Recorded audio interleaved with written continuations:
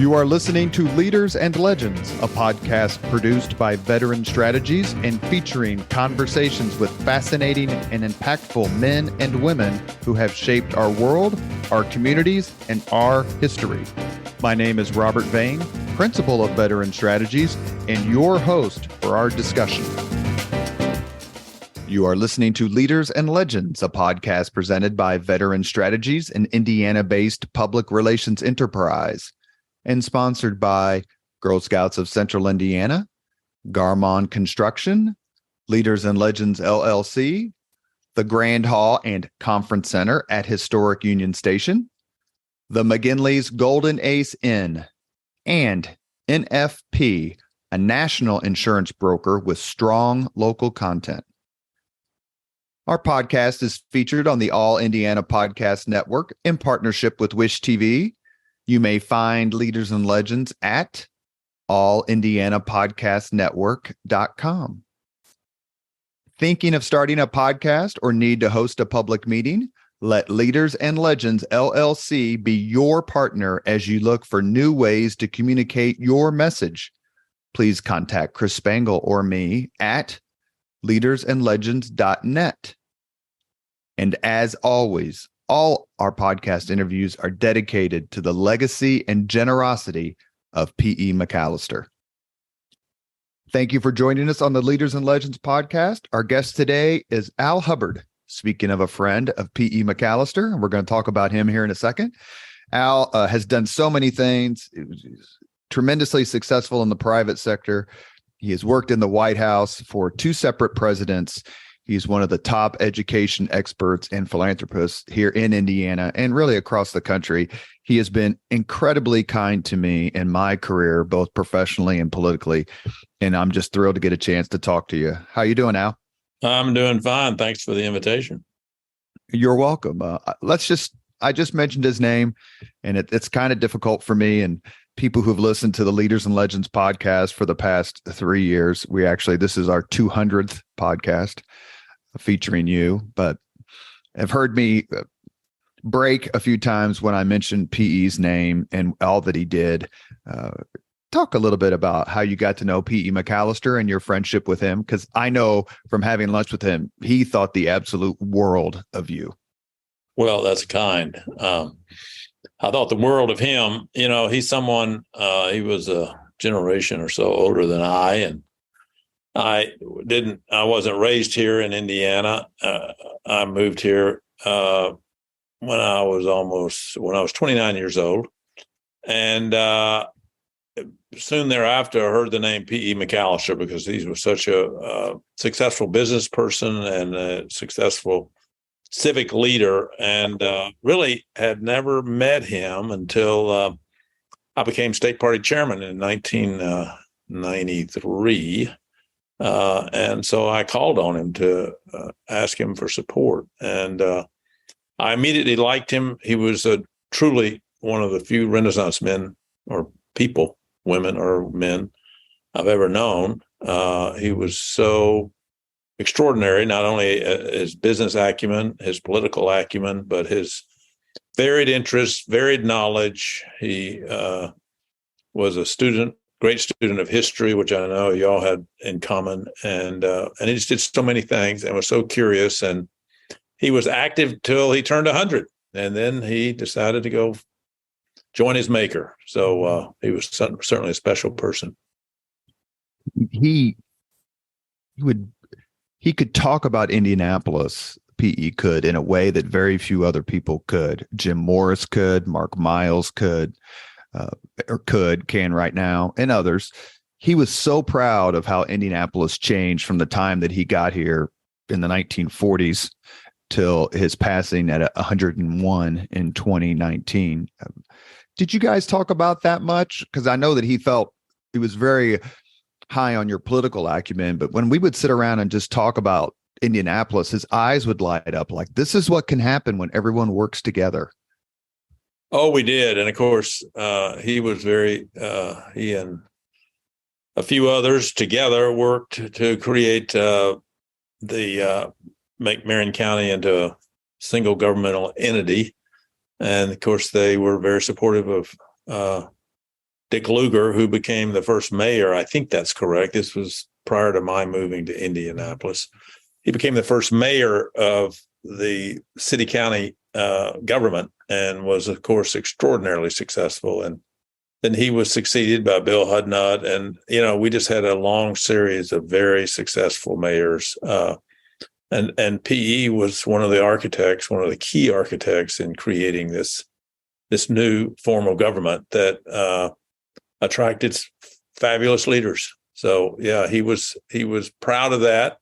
But he was not someone to brag, but he was very proud. He cared a whole lot about our city. He was remarkably generous in terms of not only his political donations, but his charitable donations. And anyway, he basically saved Garfield Park. Yeah, there you go. That's right. Yeah, I love Garfield Park. You mentioned that you are not from Indiana. Where were you born, and how did you matriculate here? I was born in Jackson, Tennessee, which is about 80 miles northeast of Memphis. It's a rural community. When I grew up, there seemed to be more cotton gins than gas stations. And I went to high school there, public high school, then to Vanderbilt, and then to Harvard Law School and Harvard Business School. And at Harvard Business School, I met a fellow named Ed Klink, and we became fast friends.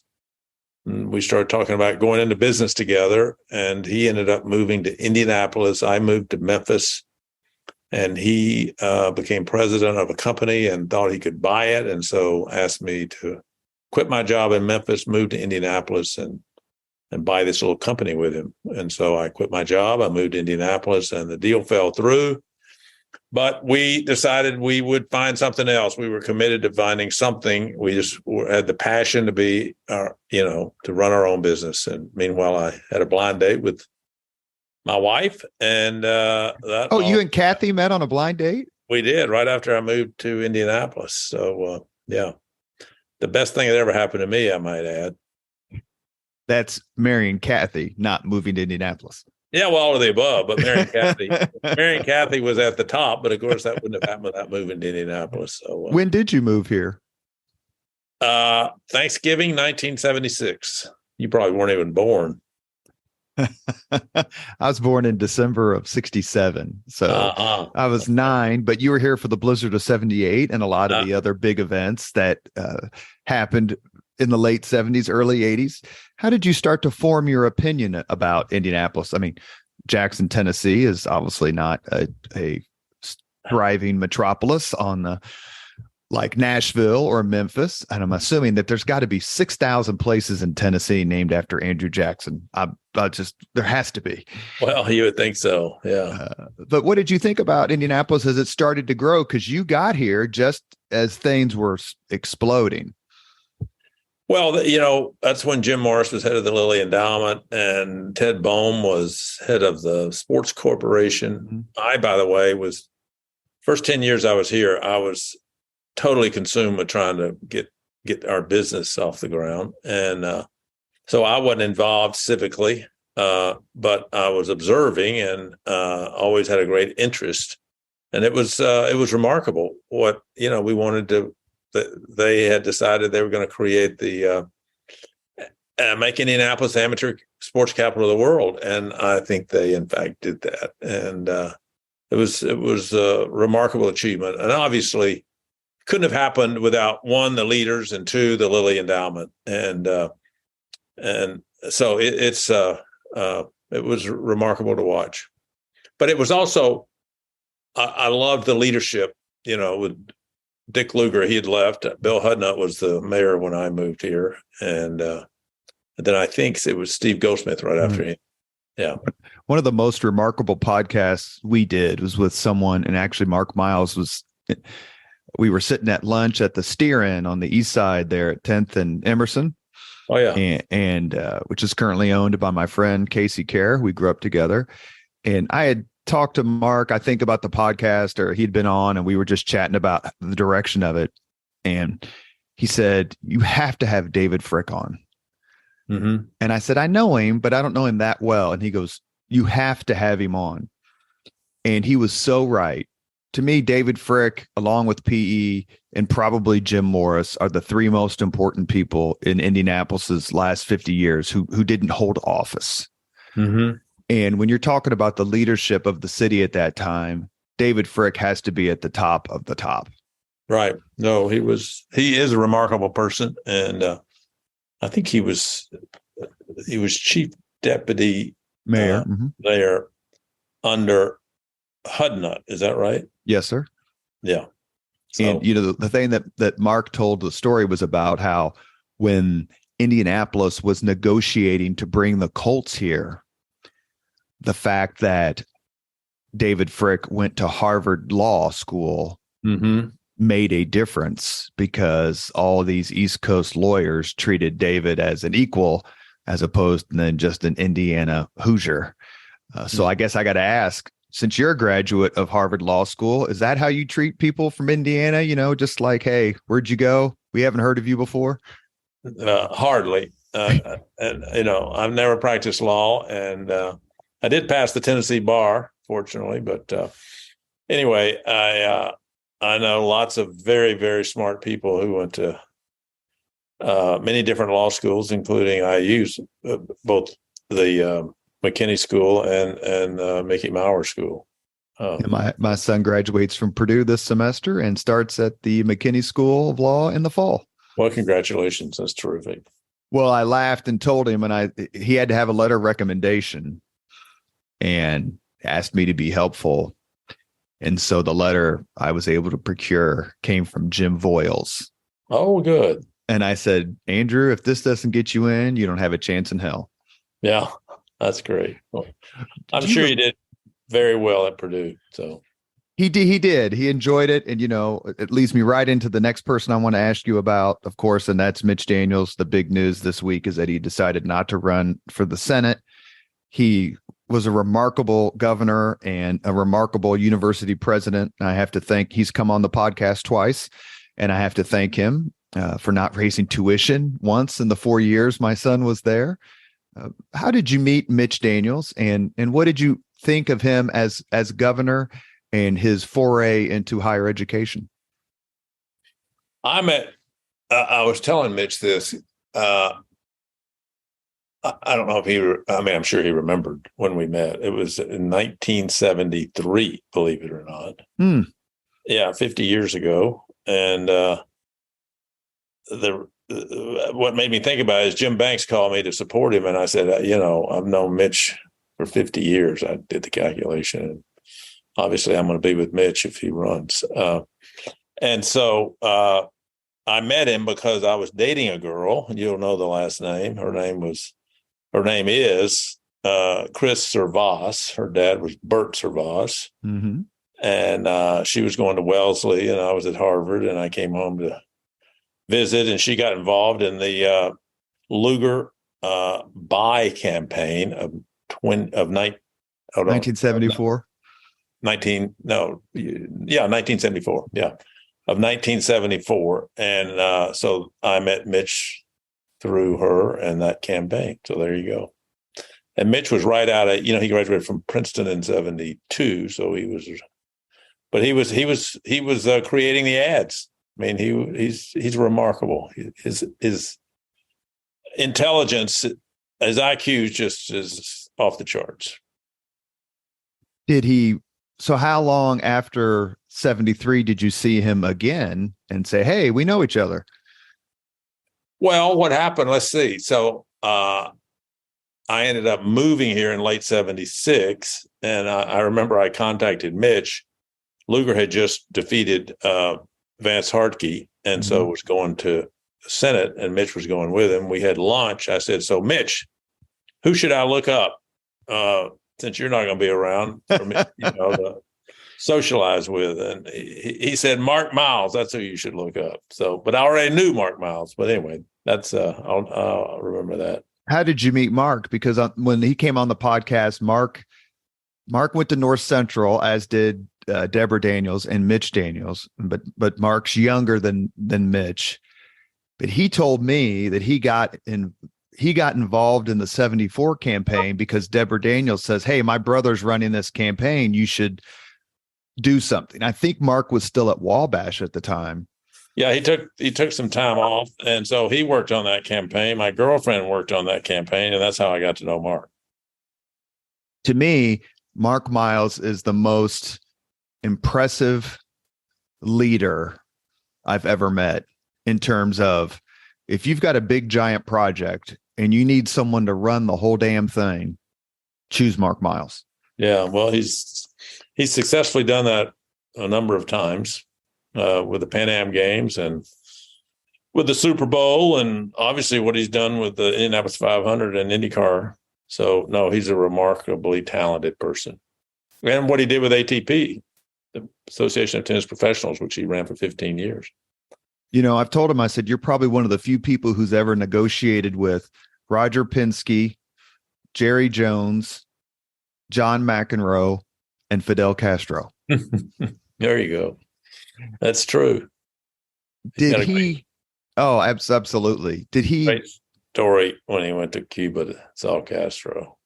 I know. Wasn't Castro? Am I remembering correctly? Wasn't Castro in his pajamas? It was like 2 a.m. or something like that. It was like 2 a.m. I can't remember if it was the pajamas or whatever, but or maybe Castro just wore his fatigues 24/7. I don't know. Do you think of Indiana in terms of you got here in 76 and you know, we had Bob Orr and Otis Bowen and a lot of other significant leaders, Evan Bayh even, but that Indiana post Mitch Daniels is considerably different than it was pre Mitch Daniels. You mean that Mitch had such an impact? Yeah, from a business perspective and a perception. Well, I think he definitely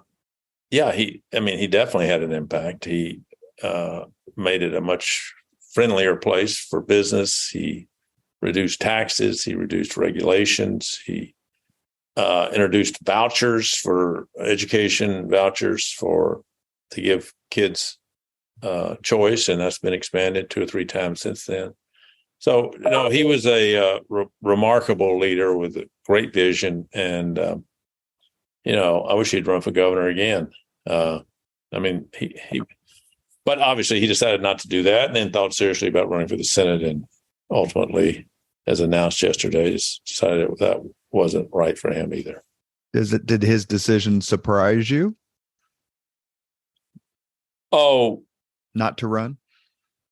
Well, I mean, we've been talking along the way. So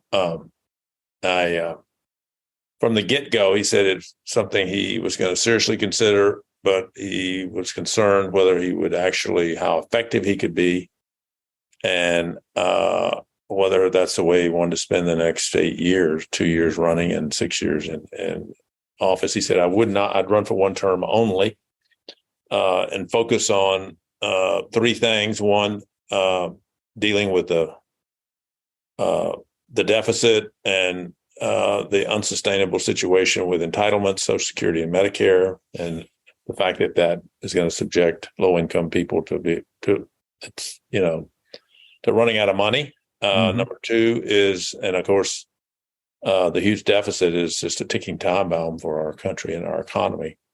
Then deal with the whole China situation and deal with, basically work to bring both sides together. Now, in his statement he put out yesterday, he also added that he would have wanted to have worked on immigration, which I think, I've talked about that, and, immigration needs to be fixed, and it shouldn't be that hard. You gotta seal the southern border so you don't have illegals coming across. You got to give the dreamers an opportunity to become citizens. You got to give those who are already here an opportunity to become legal. And then we need to reform our legal immigration system to attract the best and the brightest, because immigrants have a giant impact on our economy and our country. I think I read a statistic that 30% of the Forbes 400 are immigrants. It's just amazing. So anyway, Mitch would have been fabulous, and I'm disappointed he's not doing it, but I understand. We try to keep things relatively light here on the Leaders and Legends podcast, and we're talking with Al Hubbard. As I mentioned to you in my pitch, I bill my podcast, I brand it as informative, entertaining, and comfortable. But you brought up the Republican Party. You've been involved for multiple decades. One of the reasons it seemed that Mitch Daniels was going to run for Senate, and obviously I'm not speaking for him, is that he would bring perhaps a Reagan-esque quality, since that's more of his generation, and he worked for President Reagan. What do you see as the future of the Republican Party nationally and in Indiana? Because, I mean, I've been held, as you know, and probably through your grace, held several positions in the Republican Party. Do you see problems ahead or opportunities or both? Well, I'm not a Trump fan. I think his policies during his 4 years were outstanding, very positive, but his rhetoric and his whole approach to life is it's not what we need in our leaders. So at the same time, he recognized that there's a big portion of our society who feel like they've been left out, that these are the people, the 55% of Americans who have no post-secondary degrees, no degrees after high school. So their wages are $15, $20, $25 an hour. And they feel like trade and immigration has robbed them of their standard of living. And Donald Trump understood that. I hope we, on the Republican side, have a leader who's going to come along and will understand this group of people and will appeal to them and work for them to feel like they do have a future, they can improve their standard of living, and that, but it's not Donald Trump. So if we find the right leader, our party will thrive, because the Democratic Party is just they're out of touch. They are so left wing. They're socialists. They don't believe in capitalism. They think everything should be regulated. They think the federal government should control everything, and they think that left wing liberal social policy is what the American people want, and that is not what the American people want. And that's one of the reasons why so many people, I thought, wanted Mitch Daniels to run for president in 2012.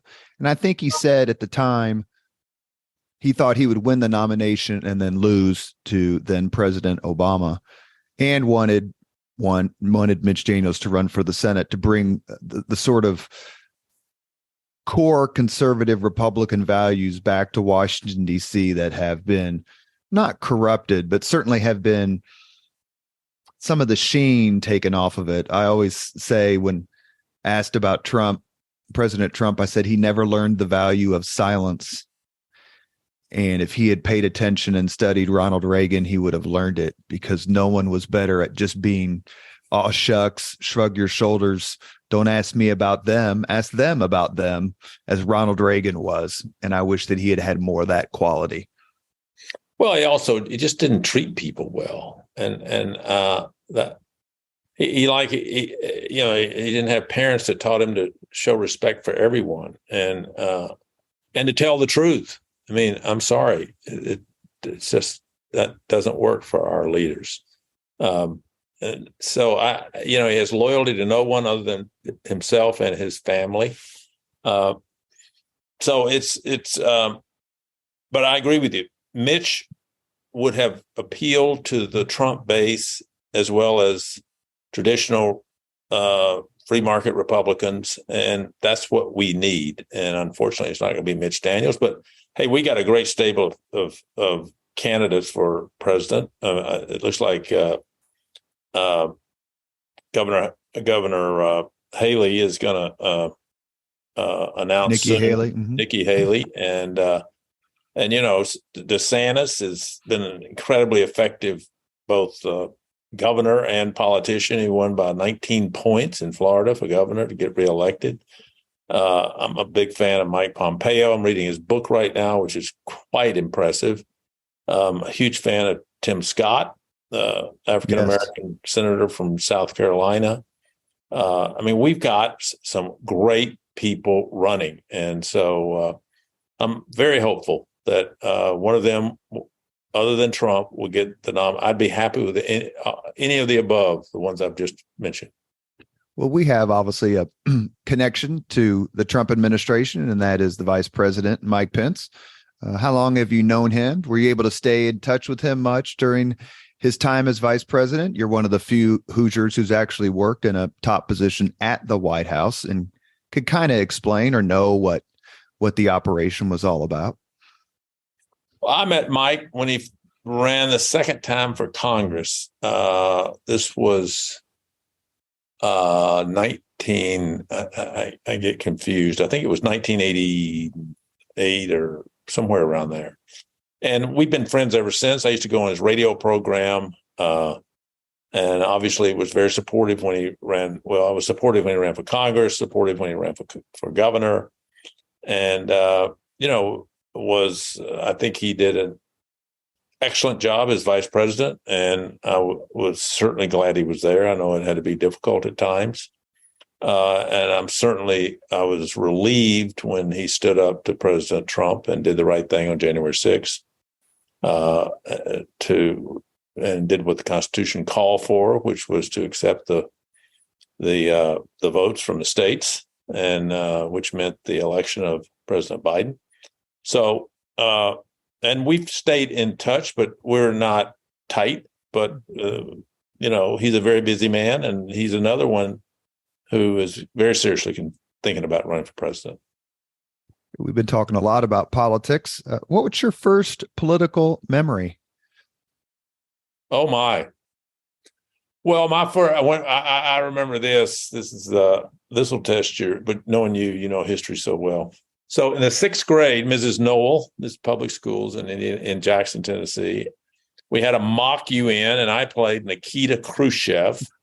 Did you bang your shoe? I took my shoe off and banged it, and from that point on, I've been interested in current events and politics. So that's sort of what that mock UN had a huge impact on me. What? I'm sure all your friends would. Well, the next time you throw a party at your house, take your shoe off and bang it on there. That's right. I like to ask people. I've asked Evan Bayh, and obviously his answer was predictable. But Bart Peterson and others, what made you become a conservative Republican or a liberal Democrat, or however you want to describe yourself? You grew up in the Eisenhower years, which quickly became the Kennedy years. Went through the civil rights movement, Vietnam, all that in college. What made you become a Republican? And were there times where you, maybe in August of 1974, when Nixon's getting on the helicopter, did you question, is this really the right party for me? Well, the first presidential election I was able to vote in was 1968, and I voted for Hubert Humphrey.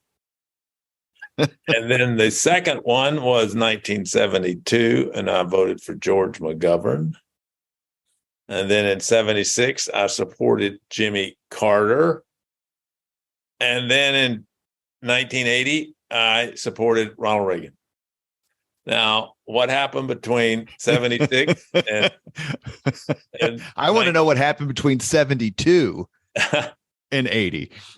I started my own business and came to appreciate the importance of the free market and capitalism and low taxes and low regulations. And so it was a wake-up call to recognizing that the Republican approach of, encouraging people to take responsibility for themselves, giving them the opportunity to create their, very successful livelihood,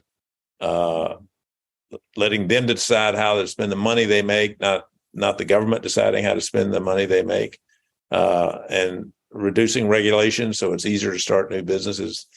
Those are the things that very much attracted me. And I'm pretty much a libertarian with some exceptions. So, My buddy Chris Spangles, loving to hear that. Were you at all, 50 years ago, if a Republican asked you if you were born in a barn, it was an insult. These days, it's more like a candidate recruitment pitch. that's exactly right. Do you think that's a good direction for the Republican Party to move? So what do you mean by? In other words, we were seen as the party of the Chamber of Commerce and that sort of thing. And then even in National Review and other smart publications, there's a lot of positing and discussion about, can the Republican Party become the party of the working man and the working woman, the working families? Do you think it can? And do you think that's a natural role for us, given your earlier comments about the Democratic Party, in your view, being out of touch? I think for sure we can. I mean, Ronald Reagan. I mean, you remember the Reagan Democrats? Those were working class folks who supported Ronald Reagan, and it's because I think we as a party we believe in freedom. I mean, it's a fundamental premise and fundamental principle of government, and as number one, like we believe that people should be able to choose where their kids go to school.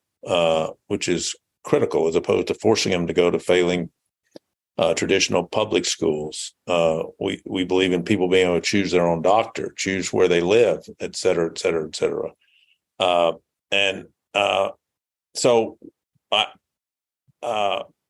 And we believe in providing opportunities for all Americans, and particularly those from the working class or from low income families. So, yeah, I feel I'm proud of the Republican Party because we do appeal to the working class as well as the entrepreneurial class. I think we're less of a party of big corporations. And I think that's just fine, because I think big corporations and the leadership of big corporations, they sort of fit with the Democrat Party. They want the government to be helping them, providing them with subsidies. They want to support the left-wing social agenda. They're so afraid of offending, maybe if they have 10,000 employees or 100,000 employees, they might offend a few of them because they don't want to, because they're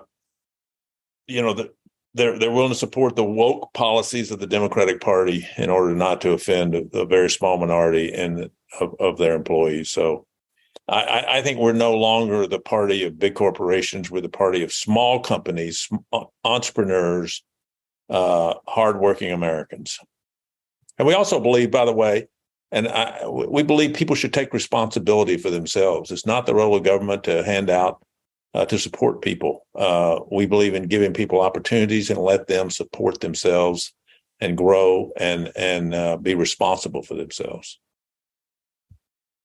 You are listening to Leaders and Legends, a podcast presented by Veteran Strategies, an Indiana-based public relations enterprise, and sponsored by Girl Scouts of Central Indiana, Garmon Construction, Leaders and Legends LLC, the Grand Hall and Conference Center at Historic Union Station, the McGinley's Golden Ace Inn, and NFP, a national insurance broker with strong local content. Our guest on the podcast is entrepreneur Al Hubbard. Is there a particular Hoosier leader and or legend you admire most? Oh my, there's so many I admire. Have at it. Very long list. I think I'd put Bob Orr up there. He was sort of the first politician I met because my future wife was working for him. And he was such a believer in entrepreneurism. He was such a believer in international trade. He was someone who was a doer who wanted to solve problems for Hoosiers. And he was the kindest person. He really cared about the people who worked for him forever. And so he was a remarkable person. But his lieutenant governor, whom people don't talk about anymore, he's still living and doing well, but in his mid-80s, John Mutz, he was a great political leader, and he would have been a great governor. And I'm sorry he wasn't elected in 1988. So we've had, obviously Mitch Daniels. We've talked about him. He is one of the great governors of all time in our country. And he was remarkable at Purdue, freezing tuition for 11 years, which in real dollars meant there was a 25% cut in tuition at Purdue. Now that's a remarkable Thank you. Yes. Yeah. Thank you. Yeah. As a tuition payer, you can very much appreciate that. So, Bill Hudnut was phenomenal. Steve Goldsmith, I think he was one of our greatest mayors, and I'm so sorry he didn't get elected governor. And when was it? 2000? No, 1996. Dave McIntosh ran in 2000. So, anyway, we've been very fortunate in our state. We had John Mutz as a guest on the podcast. He was one of our very first guests. He came on with his friend Louis Mahern. And how fun. That was fun. It was fun. I'm enjoying I've done several where a Democrat and a Republican come on together. And that's included Mike McDaniel coming on with Robin Winston, your friends, obviously. John Dillon, Toby McClamrack have come on together. Jim Kittle, who I know is one of your closest. He came on with Ed Tracy. That was the beginning of the expletive deleted portion of the Leaders and Legends podcast. But we actually also did a podcast, and I don't know if you're a listener, but I can send it to you, on the governorship of Bob Orr, and had Darlene Sherman, Bob Grand, and Mark Lubbers on as well, with Jim Shella co-hosting. I'll send that to you. It was a great discussion. Mr. Lubbers started out things with a bang. That's all I can tell you. Oh, good. Well, he's quite entertaining. So why did you decide, going back to school a little bit, to get both an MBA from Harvard and a law degree from Harvard? I knew you had an MBA from there, but I didn't know you had a law degree from there until your incredibly wonderful executive assistant, Jennifer Richardson, sent me your bio. What was the point of, I'm not criticizing you, obviously. I'm in awe of it a little bit. What was the point of doing both? Well, I actually graduated from Vanderbilt as a pre-med chemistry major, and even took the med cats, had the applications, and decided at the last minute not to apply. And then, I discovered that Harvard had both this new program called the MBA JD program, which was 4 years as opposed to 3 and 2. And I applied and got in. I was shocked. And so it was the second class. Mitt Romney was in the third class, right after the class I was in. And, I just thought it would hopefully prepare me to be successful. And I actually, most people say they did not like law school. I loved law school. I just thought, I enjoyed learning about the law. I think it's fascinating. I love reading about Supreme Court cases now. And I've become very close friends with Mike Ludig, who's gotten a lot of press recently. He's a neighbor in Vail, Colorado. And, it's so fun talking to him about all these legal issues that we're facing right now, from, abortion to, the role of agencies and versus the Congress versus the executive branch, et cetera. I remember asking David Frick, who graduated from Harvard Law School, if he had any quote unquote famous or well-known people in his class. And I think he said, I know the name is correct, but I may have get the chronology wrong, that former Supreme Court Justice Stephen Breyer was a year or two behind him at Harvard. Actually, he may have taken Breyer's older than David. Yeah, so it may have been a little bit older.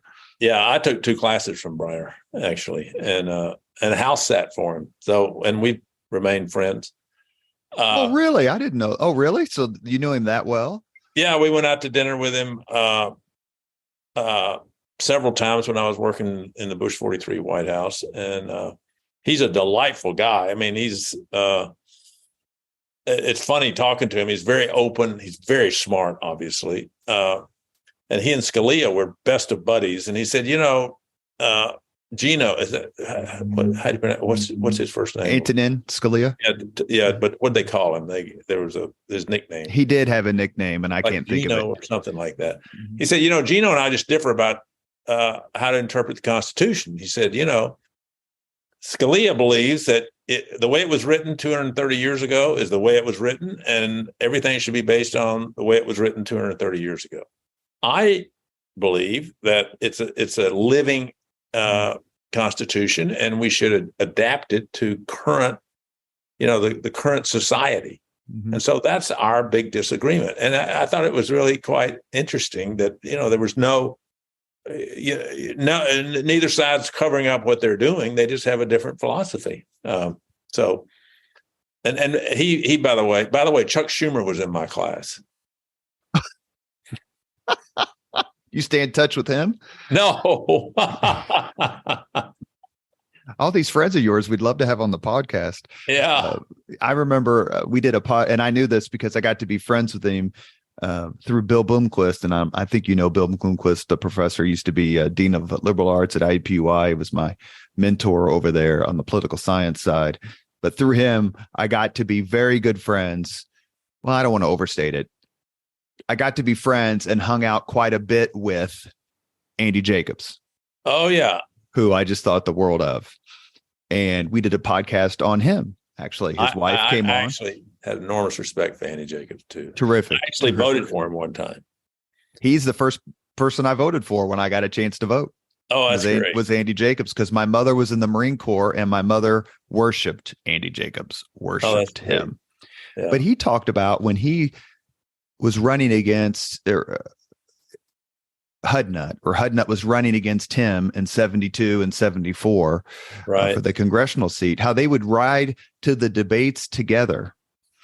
And one of the things that I try to do in this podcast when I put the Republican and the Democrat on together, and that's always a lot of fun, a great conversation, is to show that still exists, that so much of what you read about how people don't get along is true, but the vast majority of it, in my view, is not true.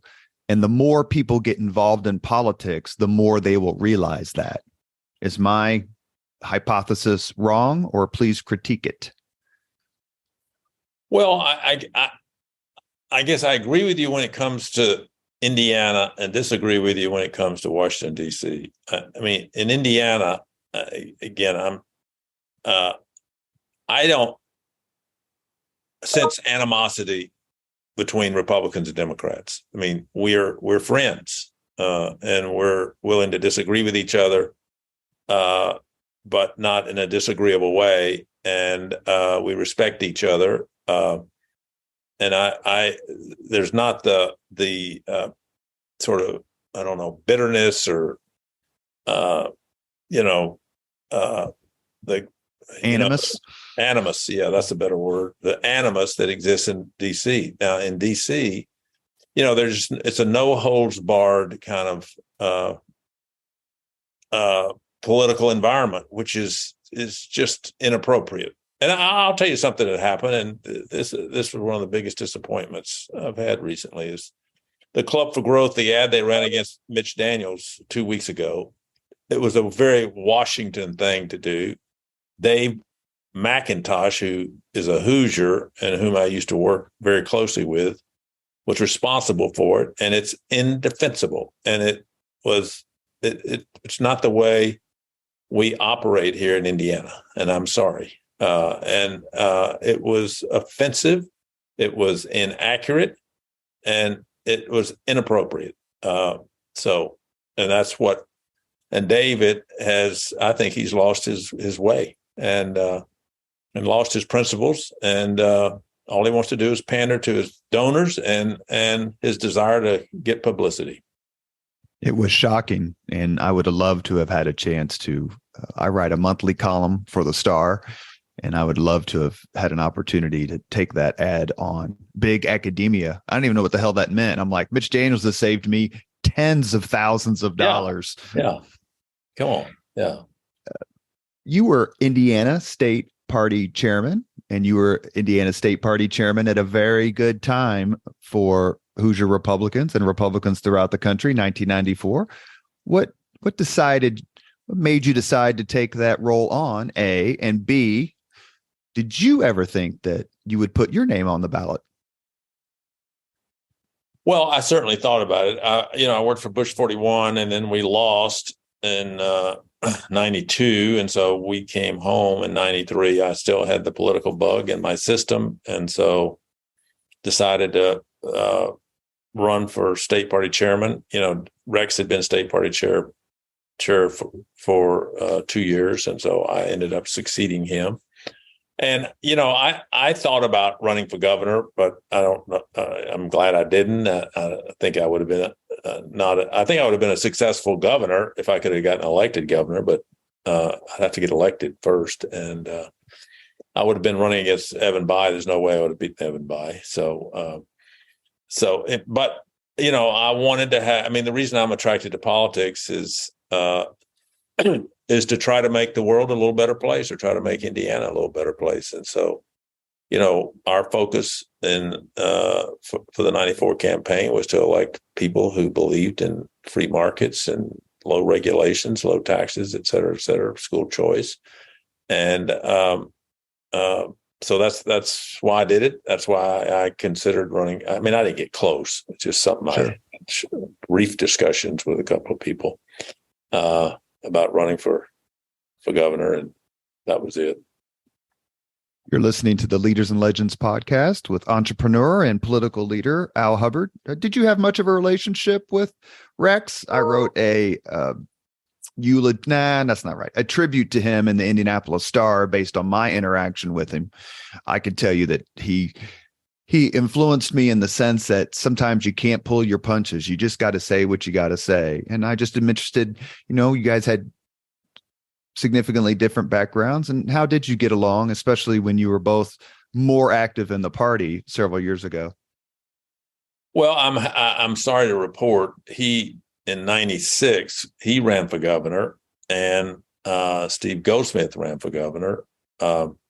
And I supported Steve Goldsmith, and Rex considered that disloyal to him and inappropriate. And to be perfectly frank, he never got over it. So we did not have, we had a very good relationship prior to that. And he was very helpful when I was state chairman. I thought he did a great job as state chairman. And I was sorry that happened, but it unfortunately did. And that happens in politics in the sense that I remember talking to the late Matt Tully one time about, we were having lunch or whatever, and he had written a column about Republicans and Democrats not being able to get along. And this was 20 years ago or so. And I said, if you want to see real feuds, blood feuds that never go away, those are within parties. They're not between members of the other parties. Is that your experience too? Yes. Another person with whom I lost a relationship is Dan Quayle, because in 2000, I supported George Bush for president, and he was very upset that I didn't support him for president. And he essentially severed our relationship. So we have not had any contact since then. You mentioned your time at Harvard, and it's pretty famous that you had a classmate at the Harvard Business School. Forgive and correct me if I'm getting this history wrong. And that person was then George W. Bush before he became 43. How did you get to meet George W. Bush, and how did that affect your sense of both business and political career or political activity? Well, I met George right after, and I don't call him George anymore. Well, that takes me, we're both smiling because you probably wouldn't remember this, but when I was leaving Mayor Ballard's office, you were very kind. We had lunch at Palomino. Right. And I was trying to figure out what to do to start my own company or whatever. And I ended up doing it. through people like you and Michael Connor and Brian Sullivan and others who encouraged me. But I asked you at that lunch, when was the last time you called George W. Bush George? And you said on election day, before Florida was decided. Yeah, there you go.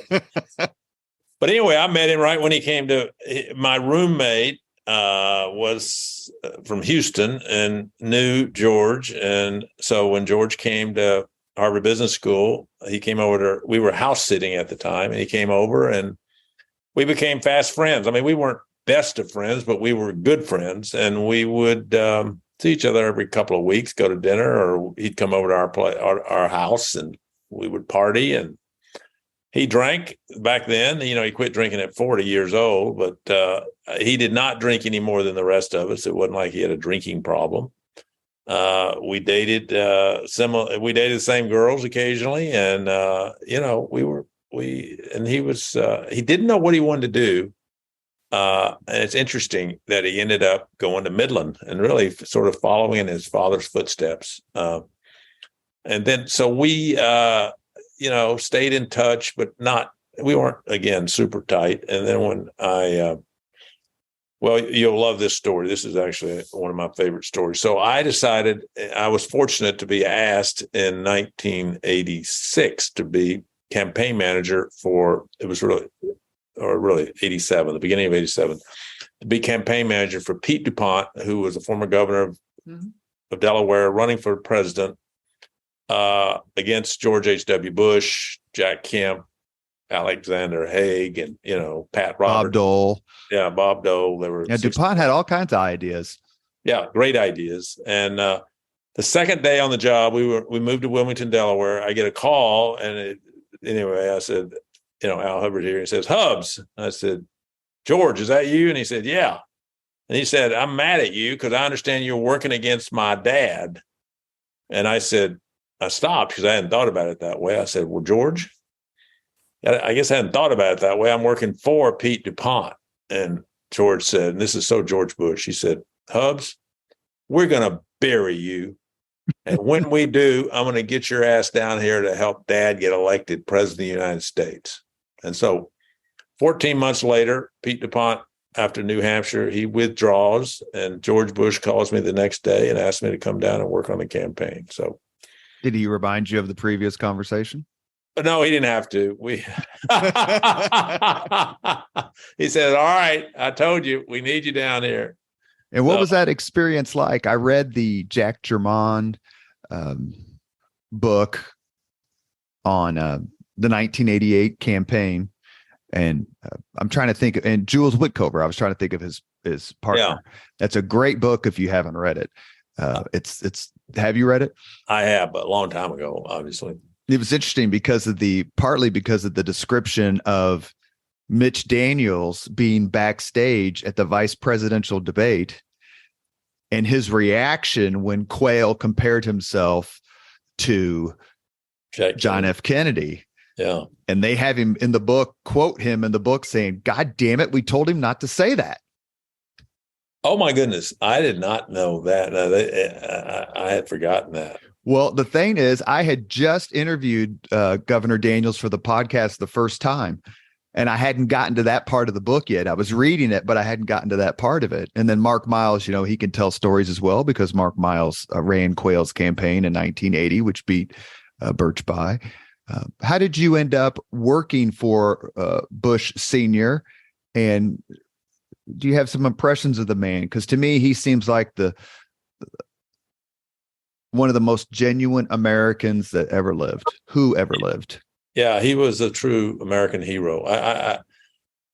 You start by the fact he volunteered and left Yale for World War II, flew fighter planes off aircraft carriers, gets shot down, is saved, and then they ask him to go back to go back to the States, and he said, "No, I'm not going to go back to the States. I'm going back to my ship."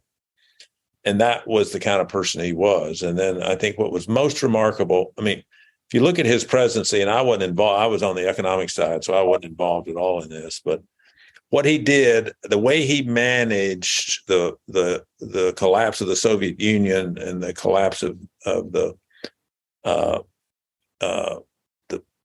Eastern Europe and the assimilation of those countries into the particularly East Germany and West Germany and all those countries, basically promoting freedom and democracy, et cetera. And he did it in a way where there was not one shot fired. He did not take credit for any of it. And it was a remarkable achievement. And, he was an amazing person. He was, his mom taught him to never say I, always say we. And he was just a gentleman through and through. I remember in 1992 when we were in trouble, and they brought Peggy Noonan down to write his State of the Union address. And I knew Peggy, and I said, "So Peggy, how's it going?" And Peggy said, we want him to say I, to take credit for what he's accomplished. And it's just very hard because his mom preached and preached and preached. It's we, not I.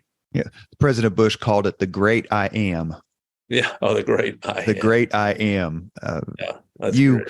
He loses in 92, and then 2 years later, I believe it's 94, George W. Bush is elected governor. Right. Where you were talking just a few minutes ago about he wasn't sure what he wanted to do. Did his run for governor and then subsequent run for president surprise you? And were you involved? Well, in 1990, he asked me if he should run for governor, and I not that I had any influence, but I told him I didn't think so with his dad as president. But anyway, he didn't run. Then he runs in 94 against Ann Richards. I remember watching the debate, and everyone thought Jeb would win and George would lose, and the opposite happened. And then in 97, he asked Kath and me to come down and spend the night at the governor's mansion and to talk. And we talked about his running for president. And so I got involved in that campaign. I was very, very active in that campaign, basically putting together briefings on the major policy issues that a president faces. And it was a great experience for me. I mean, I was the organizer, and we brought in people like George Shultz and Condi Rice and Bob Zellick in the international sphere, and then for economics, Marty Feldstein and John Taylor and John Cogan and Glenn Hubbard. And so, it was just and it shows you the kind of person George Bush is. He said to me, he said, I feel like I know the state issues, but I don't know the national and international issues. And I need you to help me. You need to put together briefings for me on all the major issues. And so that's what I did. And it was a great experience. What was it like as George W. Bush's friend? What was it like to sweat out the Florida debacle? Oh, yeah. It was, I remember talking to him during that. And, it was one hell of a battle. It was one hell of a battle. Did you ever get this? But I will say this, because I've never been an Al Gore fan. He and I we literally clashed big time in Bush 41. But the way he handled that is truly remarkable. Truly remarkable. And I'd agree with that, especially as it relates to the next thing I was going to ask you about, and that is, what was it like? This is a question I asked Mitch Daniels, and he was interesting because I think his answer was, no one's ever really asked me this before. And he started to talk about that day. But what was it like on 9/11 for you? Well, I wasn't in the administration. I was asked to join the administration, but it just didn't work with our kids. They were in junior high and high school. So, I meant it more in terms of forgive me, I should have finished the question this way. In terms of knowing the man who just had all of this responsibility of this tragedy and everything that came after it thrust upon his shoulders. I thought he was remarkable. I mean, to be honest, I'll never forget him in New York City, standing up, getting that bullhorn and talking to the firemen and everyone around him and talking about America. I mean, Bush really, you'd have to say that it was a remarkable how what a great leader he was after 9/11, and how he really helped the country grapple with that. I mean, being invaded. I mean, it's well, I guess we had obviously Pearl Harbor, but at that time Hawaii wasn't a state. But to have to be attacked like that, I guess hadn't happened since you're the historian, since the British did it in 1812 or something. Yeah, since they burnt the White House. Have you ever watched the video? And it's incredibly popular on YouTube. I mean, millions of views. Or talk to President Bush about when he threw out the ceremonial first pitch that night at Yankee Stadium after 9/11 during the World Series. I've actually not talked to him about it, but I have watched the video. It's remarkable. It is so special. Yeah. I have a guy who I haven't seen in a long time. His name is Jerry Turner. He's a captain. He's a pilot. But in a previous incarnation, Mr. Turner was a frat brother of Mr. Greg Ballard. Oh, wow. And I would see Jerry when I would play racquetball and I was working, for the mayor, and he would laugh sometimes and go, I just can't believe the guy who could barely get up after, some party at the frat house is the mayor of 1 million people. Yeah. And so with not necessarily putting it in those terms, where there are times where you were like, man, the guy who used to come and just hang out at the couch at the house is now the president of the United States. Yeah, he truly didn't know what to do with his life, and he wasn't highly motivated when I first got to know him. But by the time he got to be president, he was the most disciplined person. Every meeting started early. He would thoroughly study the materials we would provide for him. He asked great questions. I mean, he was a different person, and so it was amazing. At the same time, he's always been irreverent, loves to joke around. Just cannot not find something humorous in whatever's going on. I mean, he's amazing.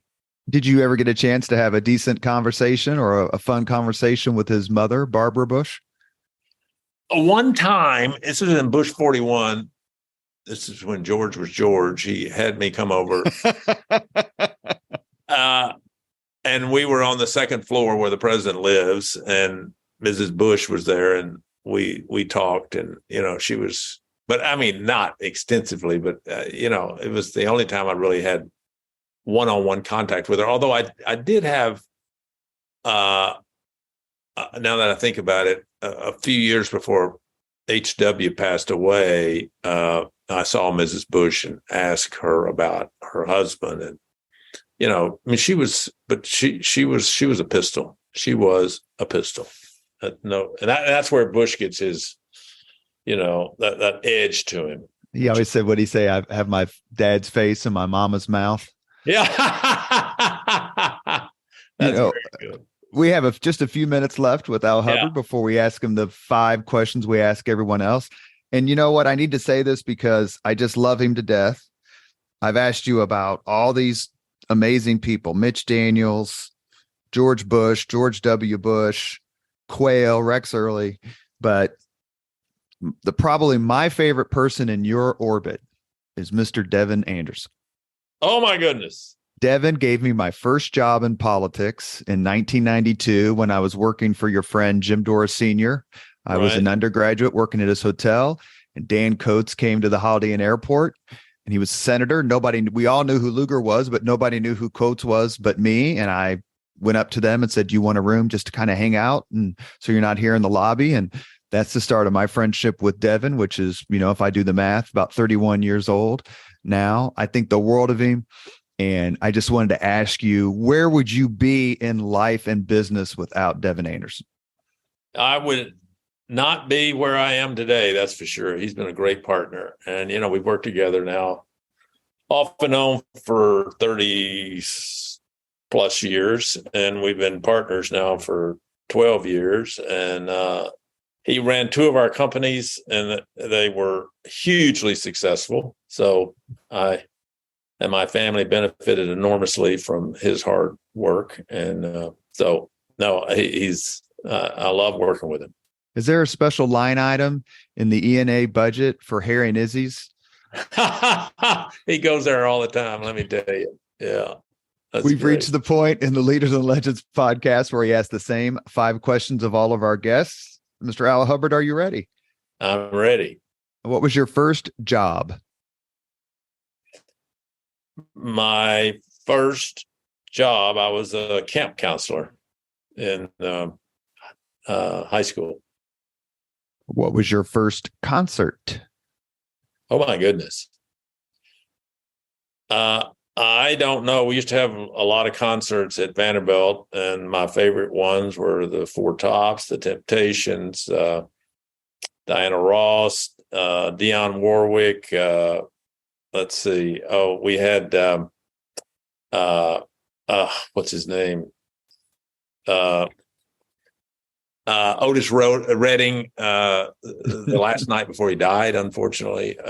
So those were, I've always been attracted to soul music, and we used to have those great singers in, and but I can't remember who the first one was.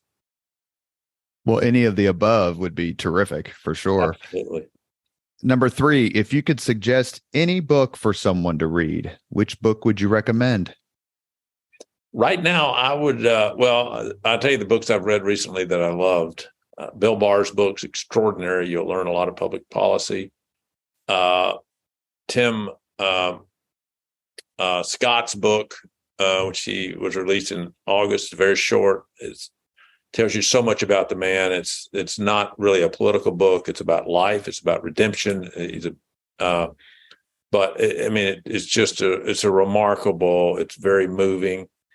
And the book I'm reading now, which it's interesting. It's so different.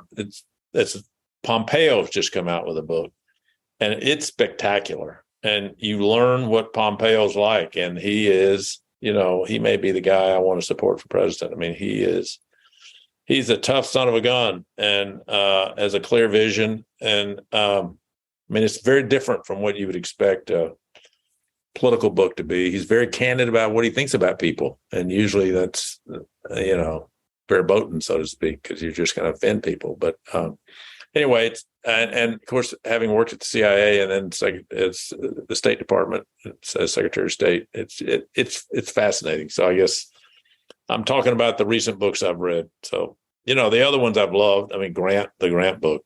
I've read that Roberts book on Churchill. I loved it too. Oh, the Andrew Roberts book. Yeah. Yeah. Number 4. This is a toughie because I know you're a history buff. If you could witness any event in history, be there in person as it happens, which event would you choose? Oh, my goodness. Well,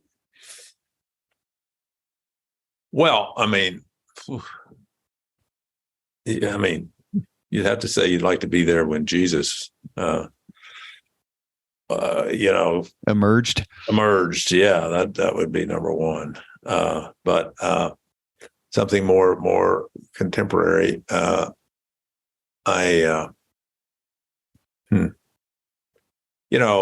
guess I'll never forget that. Oh, I can't remember the name of the movie. I spent a little time I could remember it, but at the end of World War II, when we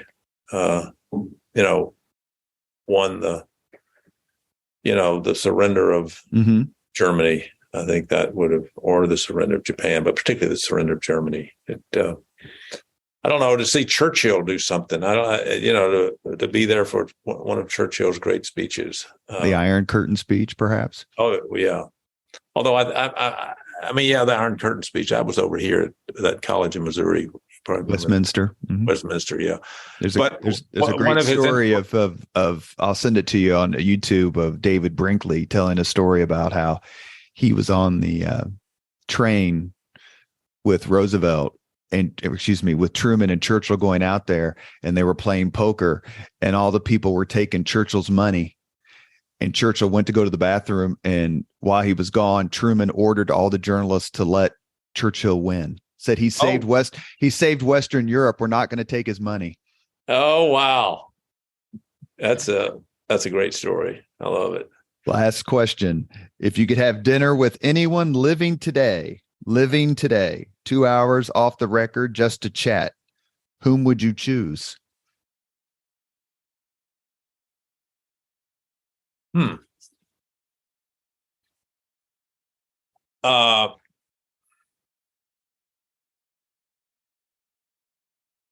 I assuming he's got to be 92 or 93 now, but I think he's still in great health. This is probably not who I would choose if I had plenty of time to think about it. I think I'd love to have 2 hours with Jim Baker. Former Chief of Staff, former Secretary of Treasury, right? Won the Florida battle in 2000. Only he could have won that battle in 2000. Yeah, that's right. So, I read the Peter Baker book, biography of him, not too long ago. It's a fabulous book. Well, this has been fun. You have been listening to Leaders and Legends, a podcast presented by Veteran Strategies, an Indiana-based public relations enterprise, and sponsored by Girl Scouts of Central Indiana, Garmon Construction, Leaders and Legends LLC, the Grand Hall and Conference Center at Historic Union Station, the McGinley's Golden Ace Inn, and NFP, a national insurance broker with strong local content. And as always, our podcast interviews are dedicated to the legacy and generosity of P.E. McAllister. Our guest today has been leader and legend, Al Hubbard. He's been very kind to me, both in my political life and my professional life. And he's a great person to have lunch with. If you can get on his calendar, you should do it. Thank you, Al, very much for your time. Thanks for the kind invitation. I've enjoyed it. Thank you very much for listening to Leaders and Legends, brought to you by Veteran Strategies Incorporated. If you want to contact us about this program or our menu of public relations services, please send us an email at robert@veteranstrategies.com. That's robert@veteranstrategies.com.